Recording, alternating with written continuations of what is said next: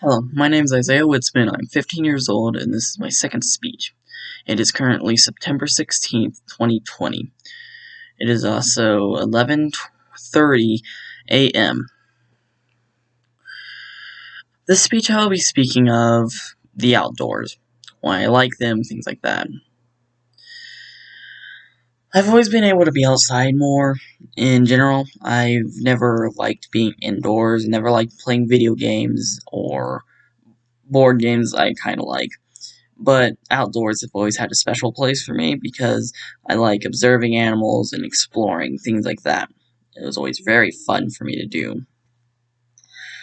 Oh, the first time I actually went outdoors, which, funny story, my uncle, my father, mother, pretty much most of my family was over for um, I believe it was a football game. I do not fully remember, but I was still a baby, and I managed to climb out of my crib, walk past all the adults, and actually get outside. Now, when I was outside, it was having a blizzard pretty much, so it was snowing pretty hard. And, excuse me, by words of my uncle, he said that he felt a cold breeze, and when he went to close the door, he found me on his truck crying because I was only in a diaper and in the middle of a freezing winter storm. That was the first time I went outside, and yeah, that's the funny thing. I also would uh ants. I would like to stomp on ant hills for some reason. I never really liked ants in general. They're not fun creatures. If they bite you, it just sucks. Nature always a bit a major part of my life. Like I said, when I was little, I would like playing with like pieces of wood or rocks, and I could be like a knight or an archer or whatever I wanted to be. Really, and I also always like to dig and create like lean-to shelters. Which, if you don't know what a lean-to shelter, pretty much where you take a tree or a cliff area, rock or something that you can lean multiple sticks to, and you lean them like this, and you I forgot what it's called, but you pretty much would put like leaves, dirt, and stuff in that to make it like a roof, and it's lean to because well, it's leaning on a thing. But that's usually like a really quick shelter you can make if you're in a situation that requires that. After years of making lean-tos and things like that, or digging holes and just kind of making bases out of that, I decided to actually make a real, like, legitimate, like, shelter. First thing I did was dig a. I remember specifically I dug a 7 by 7 um, square hole, and it was about a foot deep. After that, I took large logs and hammered them in each of the corners, and I made sure that they had a little Y at the top of that. Okay, and then after that, I'd create the roof area, and I did a Lincoln log style around the corner logs, and I made windows and stuff like that. After I had the main frame, and that's when I got to the harder difficulty, which is where I took mud, clay, dead grass, and leaves, mixed it together, create like a concrete almost, and I packed it really tightly in the walls and stuff to create like a sealed thing. In the roof, I did the same thing, but I put more leaves and grass and stuff, and I put extra sticks, and I made the roof more secure than the walls because that was what was going to keep the rain out. And for the inside, I found sticks and stuff, and I hammered them into the ground around the edges to keep the dirt from sliding in from the hole. And then I took bark, like all types of bark and stuff, and I laid it out into the what's the word? The floor. And then I took more clay and grass and like patted it really tightly into that to create a pretty nice flooring. I also created shelves and things using this, but it was actually that was my best build. Thing is that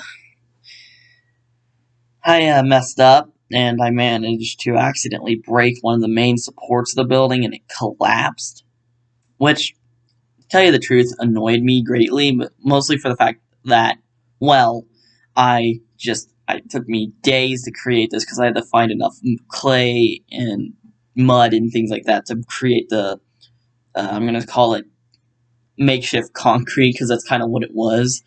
And to find all the logs that were correct sizes and stuff and to cut them off. I didn't even hammer them together. I just used most of the mud in the Lincoln log pattern, which is where you kind of go like this back and forth with logs. And when it collapsed, I was really annoyed. But there was a bush area, like a really large bush, easily the size of an average trailer house. If you know what that is, it's like a house that has wheels on it that can be moved. It's pretty much just kind of glued together. But yeah. Another thing about this bush is that I was an idiot, and I snuck around, and I got a hold of what I call a lighter. Yeah, I was an idiot, let's just say that. I mean, I knew how to control fire. I mean, I've fallen in it 4 or 5 times before this during when I went on camping trips, because for some reason I had a great magnitude for just purely going towards fire for some reason and just being like, this is fun to be around, and I fell in it. Like, I have scars on my fingers where you can see where the flesh was definitely melted or something. There's scars. My back used to be entirely like that, because I was this one time I backed up into a fire. That hurt a lot. But yeah. Back to what I was speaking of, I got a hold of a lighter. Problem with me is that I know how to control fires. I found an old can, cut a hole in it, and made my own furnace. I literally dug a hole and created my own little furnace. It was very controlled. Then, me being the idiot I was, tied a string to myself and my brother. I forgot what we were doing. I think we were playing like a one-legged race, but like with 2 players and that's it, or something of that sort. But all I know is that we couldn't get the string off because me, being the idiot I was, tied it way too tight. And I'm like, I have a lighter. I will just burn it in half. You know what ended up happening? Hint.